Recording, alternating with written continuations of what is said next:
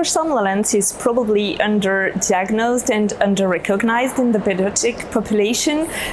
We estimate that probably 1/3 of the general population has a complaint of hypersomnolence.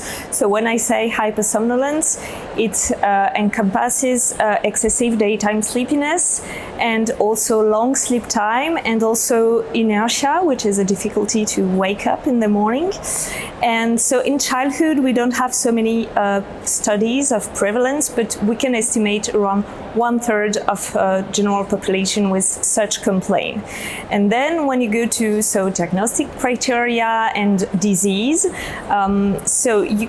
the gold standard test is the MSLT, Multiple Sleep Latency Test, which is a test that you perform 5 times during the day.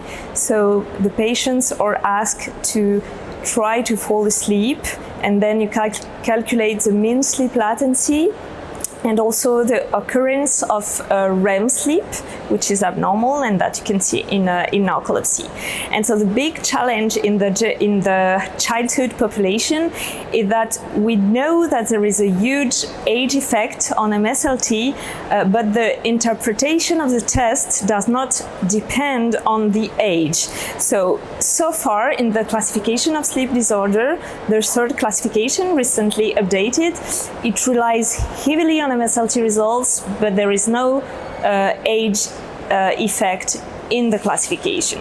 So we have the normative values for adults, but not for children. So basically we have to deal with, and it's complicated to evaluate hypersomnolence in childhood. And you also mentioned MWT. So MWT is another test, but it's not a diagnostic test. It's a test to objectify the ability to remain awake, so under treatment. And once again, we don't have normative values for children, which can be problematic because it's again the gold standard to evaluate sleepiness in clinical trials. So it's been evaluated a lot for pharmacological compounds, and we don't have normative values in children, so we have to deal with.